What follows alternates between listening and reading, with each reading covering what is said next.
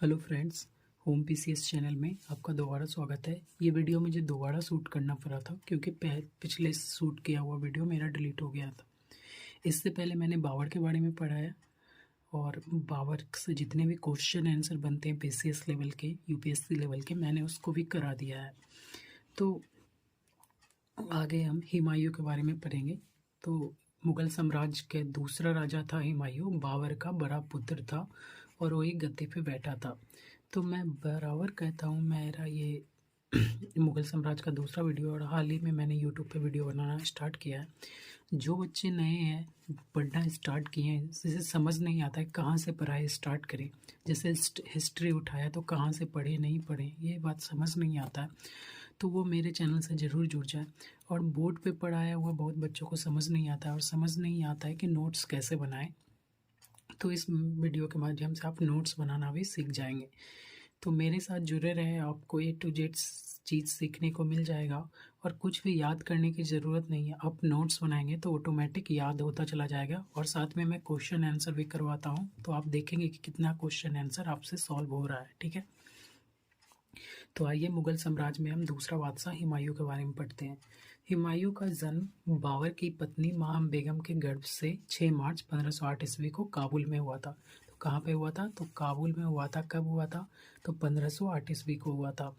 किससे हुआ था? तो माहम बेगम, मतलब हुमायूं के माता के नाम क्या हो गया? माहम बेगम। बाबर ने टोटल 3 शादियाँ की थी, जिसमें एक माहम बेगम उसकी पत्नी थी और उसी के गर्भ से होता है हुमायूं की जन्म। भारत में राज्याभिषेक से पूर्व, मतलब हुमायूं का राज्याभिषेक होने से पहले 1520 ईस्वी में मात्र 12 वर्ष की अल्पायु में उसे बदसखा का सूबेदार नियुक्त किया गया। कहाँ का सूबेदार नियुक्त किया गया हुमायूं को? बदसखा का सूबेदार, जब वो गद्दी पे नहीं बैठा था।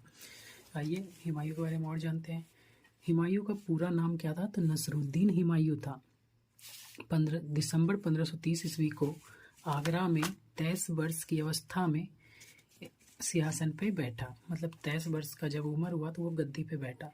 एक्चुअली हुआ क्या था, जब बाबर की मृत्यु हो जाती 1530 में जहर देने के कारण, तो वो मृत्यु से पहले ही वो अपने बड़े पुत्र को गद्दी पे बैठने का हुक्म सुना चुका था और जितने भी पुत्र थे, और हुमायूं को ही कहा था कि अपने पुत्र में साम्राज्य विभाजन कर दें। तो आइए देखते हैं शासनकाल हुमायूं को कितना रहा। तो 1530 से 1540 तक, फिर 1555 से 1556 तक, बीच में शेरशाह सूरी का शासन आता है। ठीक है, तो देखेंगे यहाँ पे ये डेट इम्पोर्टेंट नहीं रहता है, ये वाला मैन, ये वाला इम्पोर्टेंट रहता है। 1530 से 1540 तक आप याद रखेंगे। जन्म जो हुआ था 6 मार्च, कहीं कहीं 6 मार्च लिखा है, कहीं 8 मार्च, कहीं 17 मार्च, कुछ भी लिखा हुआ है, तो ये डेट इम्पोर्टेंट नहीं, ये डेट इम्पोर्टेंट 1508 में हुआ था। 1508 में हुआ था जन्म हुमायूं का। कहाँ पे? काबुल में। तो बाबर इसका पिता था। मृत्यु जो हुआ था 1556 में, उम्र 47 वर्ष। कहाँ पे हुआ था? तो दिल्ली में दीन पना में जो लाइब्रेरी, वो पुस्तकालय बनवाया था हुमायूं, उसी के सीढ़ियों से फिसल के मौत हो गई थी। दफन कहाँ पे किया गया? तो हुमायूं का मकबरा में किया गया। कहाँ पे? दिल्ली में। ये इस हुमायूं की पत्नी हासी बेगम ने इनका निर्माण करवाया था। पिता कौन थे? तो बाबर थे। माता का नाम माहम बेगम हो गया। पूर्वाधिकारी कौन थे? पूर्वाधिकारी मतलब बाबर से पहले राजा कौन थे? वो हुमायूं से पहले तो बाबर थे। उत्तराधिकारी हुमायूं का पुत्र राजा बनेगा, अकबर बनेगा। राजघराना तिमूर हो गया, वंश मुगल हो गया। पत्नियां कौन कौन थी? आइए जानते हैं इंपॉर्टेंट पत्नियों के बारे में। तो हमीदा बानो बेगम, बेगा बेगम, बिगे बेगम, चांद बीबी। चांद बीबी के बारे में डिटेल से जानेंगे, बहुत इंपॉर्टेंट है ये। हाजी बेगम, ये हुमायूं का मकबरा बनवाता है। महाचूचक बेगम, ये भी इम्पोर्टेंट, इनके बारे में भी जानेंगे डिटेल से। मिवे, जान शाह, जितने भी जो इम्पोर्टेंट चीज़ उसके बारे में अलग से वीडियो आएगा, तो आप बने रहे। पुत्र तो ये बड़ा पुत्र, ये कौन है? अल अमन मिर्ज़ा, ये एक पुत्र था और दूसरे नंबर पे था अकबर। तो ये राजा क्यों नहीं बना, ये अकबर बना क्योंकि ये इसकी मृत्यु हो जाती है। ठीक है, तो दूसरा अकबर था। मिर्ज़ा मोहम्मद था, इब्राहिम, सुल्तान मिर्ज़ा, फ़ारूक मिर्ज़ा, ऐसे था। ये इतना इम्पोर्टेंट है अकबर, तो ठीक है, जो इम्पोर्टेंट रहेगा मैं बता दूँ। पुत्री कौन है? बख्शी बानो बेगम, इनके ये थोड़ा इम्पोर्टेंट है पुत्री। और अकीब सुल्तान बेगम, जहाँ सुल्तान बेगम, फ़खर उन निशा, अमीना बनु बेगम, शिखानु बेगम। तो इतना इम्पोर्टेंट नहीं है, बस इसमें एक बख्शी बानो है, ठीक है। राजघराना उत्तर मध्य भारत में था। तो आइए डिटेल से देखते हैं कि हुमायूं का जीवन काल कैसा रहा और उसने अपने जीवन में क्या क्या कार्य किए, ठीक है। तो स्टार्ट से देखते हैं। दोबारा मुझे वीडियो शूट करना पड़ रहा है, पहले वाला डिलीट हो गया। तो आप भी मेरे साथ नोट्स बनाते चलें, ये फ़ायदा होगा। और वीडियो को शेयर ज़रूर करें। इससे क्या होगा, जो भी लोग देखेंगे उन्हें समझ में आएगा नोट्स कैसे बनाते हैं और पढ़ा कैसे जाता है, ठीक है। तो आइए, हुमायूं का राज्याभिषेक बाबर की मृत्यु के 3 दिन बाद, मतलब बाबर की मृत्यु जब हो गई थी, बाबर ने अनाउंसमेंट कर दिया था कि हुमायूं ही राजा बनेगा। तो बाबर की मृत्यु के 3 दिन बाद 1530 में आगरा में होता है। कहाँ पे? तो राज्याभिषेक कहाँ पे हो गया? आगरा में। मुगल शासक पहला एवं अंतिम शासक था हुमायूं, जिसने अपने भाइयों में साम्राज्य विभाजन किया, क्योंकि ये उनके पिता बाबर ने कहा था कि अपने भाइयों में साम्राज्य का विभाजन कर देना। हालांकि इनके भाई साथ भी युद्ध होता है, वो भी होता है। राजरोहन के प्रारंभिक दिनों में हुमायूं को सबसे बड़ी चुनौती अफगानों ने दिया। जब गद्दी पे बैठा तो सबसे बड़ी चुनौती कौन दिया? अफगानों ने। हुमायूं के समकालीन अफगान नेता शेर खां था, शक्तिशाली शेर खां नेता था अफगान। दूसरा प्रबल शत्रु कौन था? तो गुजरात का शासक बहादुर शाह, ये भी प्रबल शत्रु था। कैसे होता है सब कुछ डिटेल से जानेंगे, आइए देखते हैं। कलिंजर अभियान 1531। देखिए, जब गद्दी पे बैठता है हुमायूं तो सबसे पहला अभियान कौन सा रहता है उसका? ये क्वेश्चन बार बार पीसीएस में पूछा गया है और पूछा जा रहा है कि सबसे पहला अभियान कौन था हुमायूं का? तो कलिंजर अभियान था। और ये एक अभेद्य किला था, कोई भेद नहीं सकता था। मुख्य उद्देश्य हुमायूं का था बहादुर शाह को रोकना। बहादुर शाह बहुत सख्ती से आगे बढ़े जा रहे थे, तो इनको रोकना मुख्य उद्देश्य था, लेकिन किंतु असफल रहता है। रायसेन का किला भले ही जीत लेता है, लेकिन कलिंजर अभियान में असफल रह जाता है हुमायूं। उसके बाद फिर होता है देवरा या दोहरिया का युद्ध 1532 में। ये इंपॉर्टेंट है। कलिंजर अभियान के बाद 1532 में कलिंजर अभियान 1531 और दोहरिया का युद्ध 1532 में। ये क्यों इंपॉर्टेंट देखते हैं। सर्वप्रथम महमूद लोधी को पराजित करता है इस युद्ध में और पहली बार चुनार के किले को घेराबंदी कर लेता है। पूरी तरीके से 6 महीने डेरा डाले रहता है, घेराबंदी किए रहता है। और चुनार के किले के अंदर कौन था? शेर खां, वही जो अफगान शासक शेर खां, बहुत ताकतवर। और जब वो देखता है उसका अनाज पानी खत्म होने लगता है, तो वो आके संधि करता है। और संधि में क्या होता है? देखिए, शेर खां का दिन था। हुमायूं ने 4 महीने तक इस किले को घेरे रखा, जिसके बाद शेर खां ने हुमायूं के अधीनता स्वीकार कर ली। जब खाना पीना खत्म हो गया, लड़ाई का विचार ही नहीं है, लड़ सकते ही नहीं है, तो अधीनता स्वीकार करने पड़ेगा। और अपने पुत्र कुतुब खां, देखिए 2 पुत्र थे, या फिर कुतुब खां या इस्लाम शाह। हाँ, कुतुब खां को मुगल सेना में भेज दिया। एक और पुत्र था इस्लाम शाह, ठीक है। तो कुतुब खां को मुगल सेना में भेज देता है। उसके बाद क्या होता है? 1533। तो 1533 का टाइम पीरियड देखते हैं क्या होता है। 1533 में बहादुर शाह ने मेवाड़ को अपने शर्तों पर संधि करने के लिए विवश कर दिया। बहादुर शाह गुजरात के टाइप साइड था, और ये जो है ना शेर खां, ये बंगाल बिहार पे शासन कर रहा था, ठीक है ना। अब बीच में था मुगल। संधि के लिए विवश कर दिया। मेवाड़ पर उस समय सिसोदिया वंश के अल्पायु शासक विक्रमादित्य का शासन था, ठीक है। इतना देख लिया, उसके आगे देखते हैं।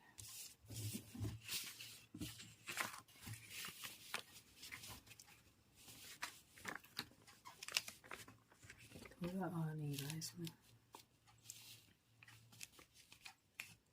गुजरात के शासक बहादुर शाह ने बेहतर तोपखाने के निर्माण के लिए टर्की से तोपची बुलवाया था, और तोपची का नाम क्या था? रूमी खां की सहायता लिया।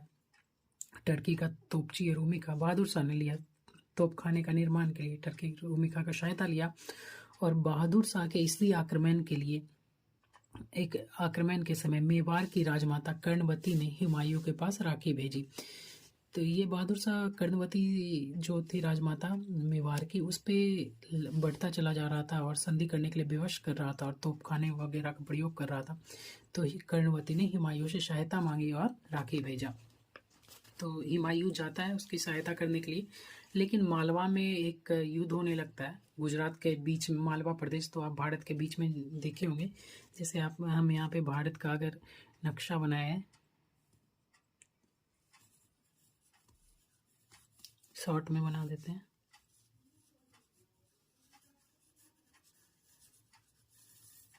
यहाँ पे गुजरात पड़ता है, यहाँ पे बंगाल बिहार हो गया, ठीक है, और बीच में पड़ता है मालवा प्रदेश। और यहाँ से ऐसे करके पूरा ऐसे करके मुगल का शासन था, ठीक है, काबुल से लेकर अफगान तक।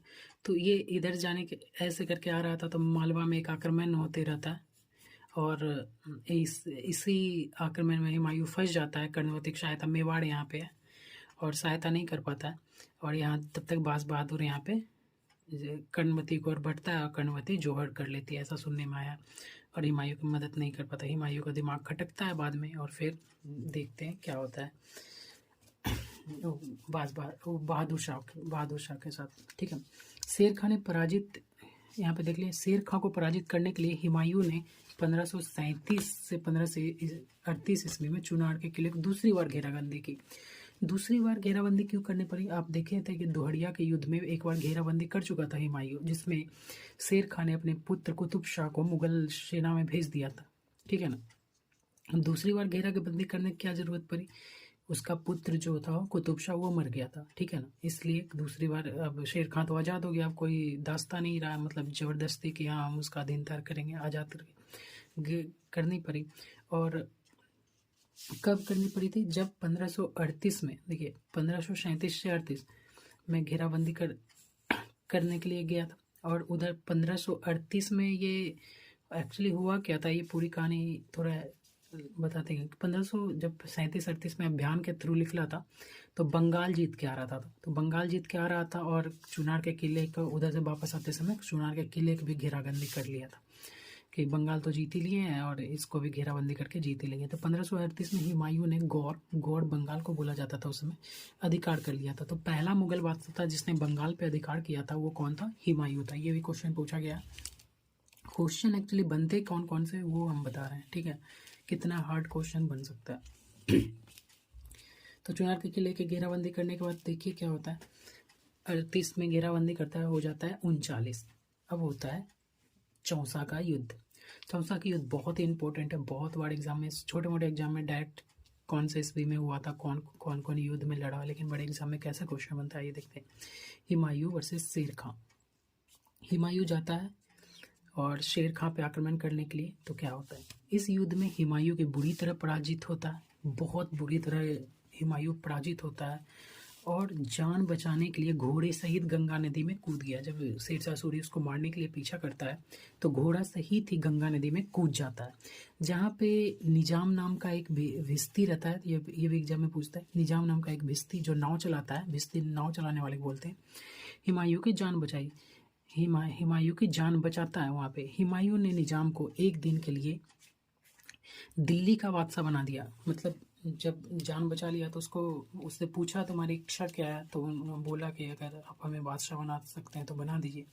तो एक दिन के लिए बादशाह बना दिया, और उसी निजाम ने चमड़े के सिक्के भी चलवाए एक दिन के बादशाह होने के कारण। तो ये भी क्वेश्चन बनता है बहुत बार। यह युद्ध जीतने के बाद शेर खां ने अपना नाम शेरशाह सूरी कर लिया। अब देखें शेर खां कौन था।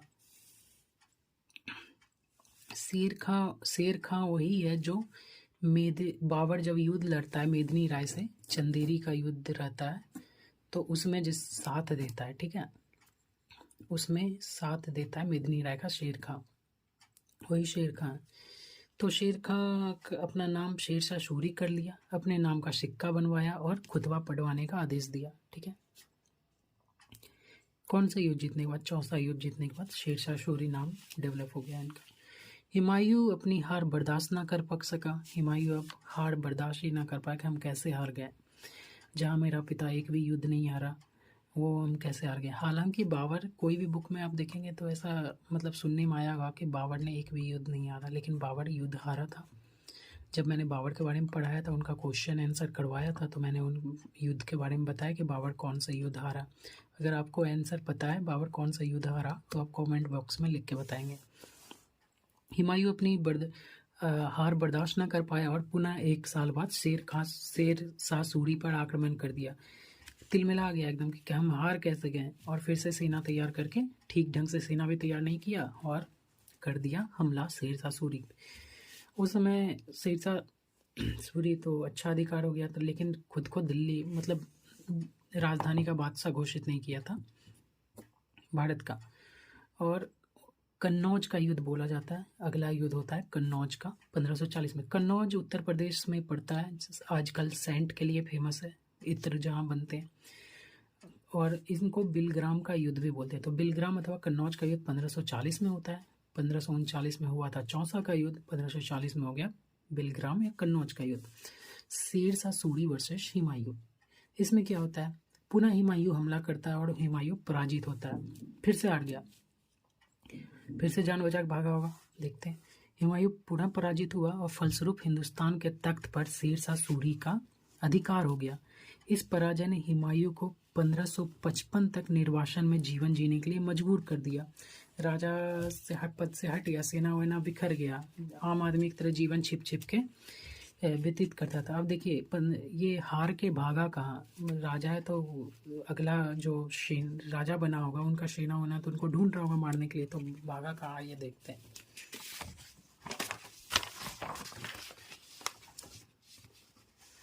तो देखिए 15 अक्टूबर 1542 हमीदा बानो ने सिंध में उमरकोट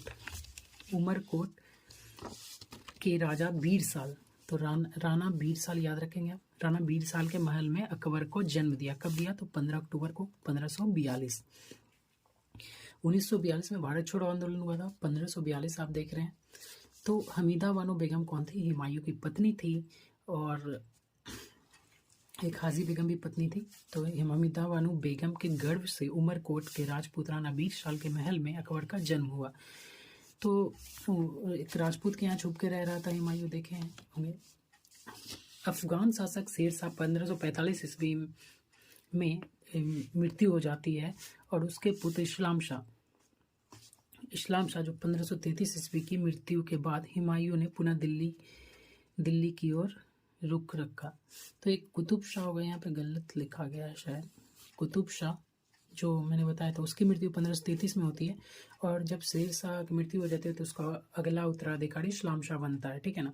क्योंकि हुमायूं 1555 में वापस आएगा, यहाँ 1545 में ही शेर खां की मृत्यु हो गई। तो 10 साल कौन कौन राज किया उनके बारे में भी देखेंगे। तो इस्लाम शाह, छोटे मोटे राजा चलते रहते हैं, और जैसे ही पता चलता है कि हुमायूं को कि शेर शाह की मृत्यु हो गई, तो वो अपना सेना तो उसका बिखर चुका था, अब वो सेना एकत्र करने में लग जाते हैं, अपनी सेना एकत्र करने में लग जाते हैं।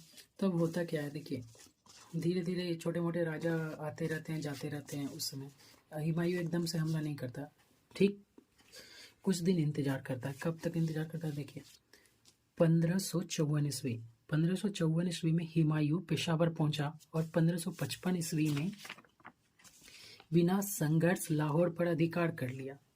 देखिए लाहौर में जो राजा था ना, हुमायूं का नाम सुनते ही भाग खड़ा हुआ कि पहले ये राजा रह चुका है, और छोटा मोटा सेना एकत्र किया था हुमायूं कैसे भी करके, और लाहौर जब पहुंचा तो वहाँ का राजा निकल पड़ा, युद्ध देखते एक साथ राजा को भाग खड़ा हुआ, तो लाहौर पे तो अधिकार हो गया। उसके बाद कुछ युद्ध लड़ता है, एक मच्छीवाड़ा का युद्ध था, बहुत ही इंपॉर्टेंट है, बहुत बहुत ज़्यादा। मच्छीवाड़ा का युद्ध बहुत बार एग्जाम में पूछा गया, कब होता है, तो 15 मई 1555, देखिए डेट भी 15 मई 1555। ये डेट याद क्यों रखना है, क्योंकि 1555 में 2 युद्ध लड़ते हैं। तो बहुत लोग कहते हैं कि सर हिंद का युद्ध और मच्छीवाड़ा का युद्ध एक ही युद्ध है, नहीं, दोनों अलग अलग युद्ध है।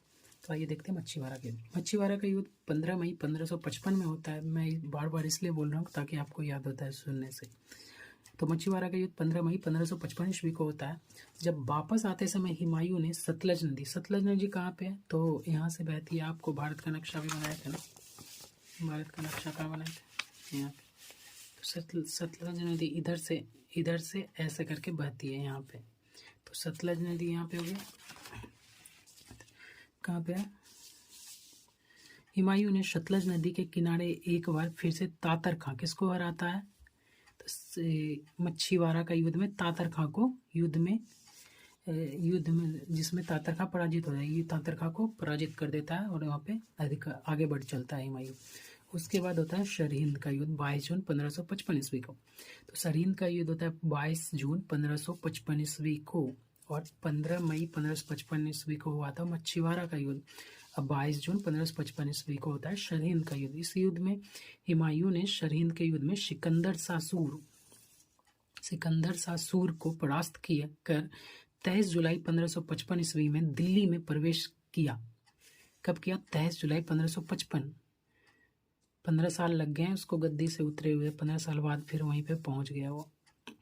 15 वर्षों बाद पुनः भारत का सम्राट बन जाता है, फिर से गद्दी हासिल कर लेता है, दिल्ली का राजा, भारत का राजा बन जाता है।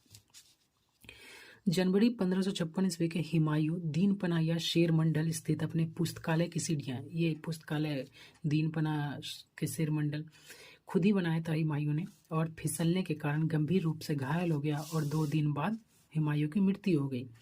तो 24 जनवरी को डेट उतना इम्पोर्टेंट नहीं है, बहुत अलग अलग बुक में अलग अलग डेट लिखा हुआ है, तो उतना इम्पोर्टेंट मैंने समझा नहीं। तो बस आप जैसे 24 जनवरी को फिसला तो 26 जनवरी की मृत्यु हो गई, क्योंकि 2 दिन बाद मृत्यु हुई थी। तो देखिए सीढ़ी से फिसलने के बाद क्या हो गया? मृत्यु हो जाती है। लेन पुल इतिहासकार है, हुमायूं के बारे में क्या कहता है? हुमायूं जीवन भर लड़खड़ाता रहा और अंत में लुढ़क कर अपनी जान गंवा बैठा। सीढ़ी से लुढ़क के मरा था ना, इसलिए उस लेनपुल ने ऐसा कहा। अबुल फजल हुमायूं के इंसान कामिल की उपाधि से संबोधित किया। अबुल फजल कौन था? तो अकबर के दरबार में नवरत्न में से एक थे। जब अकबर पढ़ेंगे आगे तो उनके अबुल फजल के बारे में डिटेल से देखेंगे, जिसने अकबर के बारे में आईने अकबरी बुक लिखा हुआ है, ठीक है। तो इंसान कामिल मतलब इनके जैसा इंसान दुनिया में कोई है ही नहीं, इसके जैसा कमाल इंसान। तो इंसान कामिल की उपाधि दी से संबोधित किया। और हुमायूं ज्योतिषी में अटूट विश्वास रखता था, ऐसा कहा। बताया कि हुमायूं ज्योतिष में अटूट विश्वास रखता था। कौन बता रहा है? अबुल फजल। हुमायूं 7 दिन में 7 रंग के कपड़े पहनता था, ऐसा कहा। ज्योतिष में विश्वास रखता था तो इसलिए करता था। आइए थोड़ा और देखते हैं हुमायूं को। हुमायूं के दरबार में 2 चित्रकार प्रसिद्ध थे, एक का नाम था मीर सैयद अली, दूसरा था ख्वाजा अब्दुल समद। तो बाबर के चित्रकार के बारे में भी हम बताए होंगे, नहीं बताए हैं तो जब प्रशासनिक कला ये सब पढ़ाएंगे मुगल काल का, तो सारा A to Z क्वेश्चन बनेगा, एक बीच क्वेश्चन नहीं छूटेगा। पीसीएस लेवल के पढ़ने का मजा ये है कि आपका ज़्यादा क्वेश्चन छूटता नहीं है, और यूपीएससी लेवल का पढ़ते हैं तो उसमें तो बहुत ज़्यादा डीप में जाना पड़ता है। कुछ क्वेश्चन आपका बनता है, यूपीएससी लेवल में कितना भी पढ़ लीजिए कुछ ना कुछ क्वेश्चन छूट ही जाता है। तो पीसीएस लेवल से पढ़ने से ये होता है कि जितने भी नीचे स्तर के एग्ज़ाम होता है, रेलवे, गवर्नमेंट जॉब, ये बैंक, एसएससी, इन सब का सीजीएल तक का आराम से जीके जीएस कंप्लीट हो जाता है, रॉ का सब वीडियो सब का। तो देखते हैं, चित्रकार के बारे में पढ़ लिए। दिल्ली सल्तनत के बाद हुमायूं ने सर्वप्रथम सोने के सिक्के चलाए। तो दिल्ली सल्तनत जब इससे पहले आया था, दिल्ली सल्तनत आपने कुतुबुद्दीन ऐबक का नाम सुना होगा, अलाउद्दीन खिलजी, तुगलक, ये सब का दिल्ली सल्तनत था। तो उन सब का भी चलेगा, मेरा स्टार्ट से टॉपिक वाइज चलेगा। ये बस थोड़ा सा मुगल काल हम बता रहे हैं, उसके बाद एंशियन हिस्ट्री जब स्टार्ट करेंगे तो एकदम टॉपिक वाइज शुरू से सिंधु घाटी सभ्यता, वेद, मौर्य काल, ये सब स्टार्ट होगा। फिर मिडिवल हिस्ट्री से मोहम्मद बिन कासिम से स्टार्ट होगा, दिल्ली सल्तनत आएगा, फिर आगे मुगल आएगा। बहुत सारे मतलब टॉपिक वाइज सीरियल वाइज चलेंगे। फिर ज्योग्राफी, हिस्ट्री, पॉलिटिकल सब कुछ का नोट्स के द्वारा बताया जाएगा आप सभी को। तो दिल्ली सल्तनत के बाद हुमायूं ने सर्वप्रथम सोने के सिक्के चलाए थे। हुमायूं के बाद शेरशाह सूरी ने सोने के सिक्के चलाए थे। तो हुमायूं के बाद जो 1540 में राजा बनता है, 1540 से 45 तक, शेरशाह सूरी, वो सोने के सिक्के चलाते हैं। उसका सोने का सिक्के का वजन 167 ग्रेन का था, और उसके सोने के सिक्के को असरफी बोला जाता था। तो एक शेरशाह सूरी के बारे में जब पढ़ाएंगे तो सिक्के के बारे में डिटेल से जानेंगे। यहाँ से बहुत सारे क्वेश्चन बनते हैं सिक्के वगैरह से। हाजी बेगम हुमायूं की पत्नी, देखिए एक हमीदा बानो बेगम थी, एक हाजी बेगम हुमायूं की कौन है? पत्नी है। और महाम बेगम कौन थी? माता थी हुमायूं की। हुमायूं के मकबरे का निर्माण दिल्ली में 1564 ईस्वी में करवाया। 1564 ईस्वी में मकबरे का कार्य पूरा हो जाता है, ठीक है। इस मकबरे का नक्शा मीरक मिर्जा ग्यास ने तैयार किया।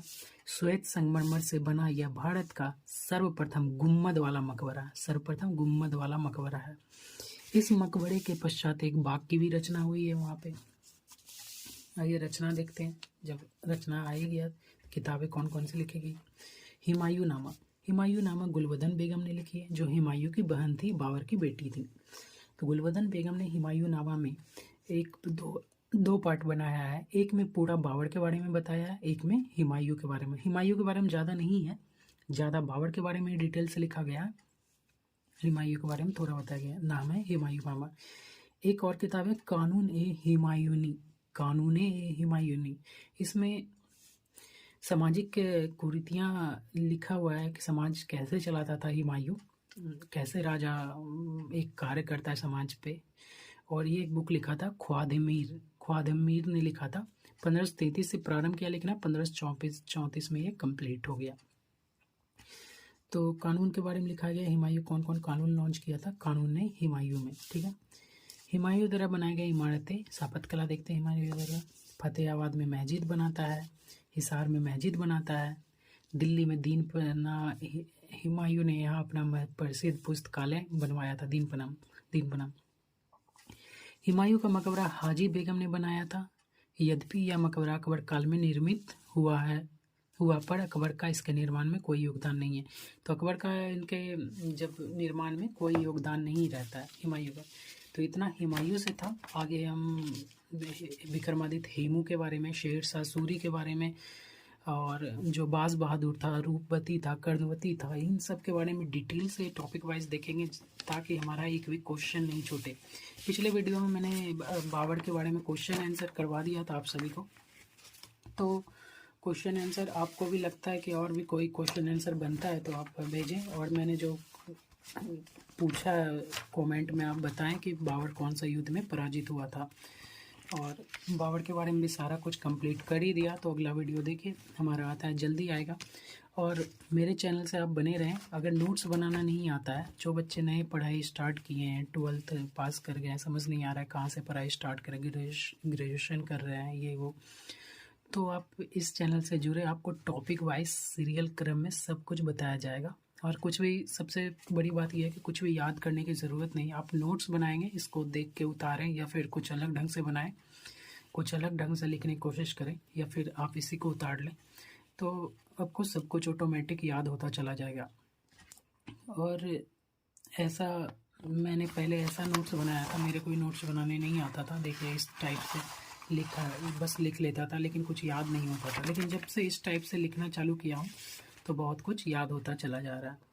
तो आप देख सकते हैं कैसा ये है।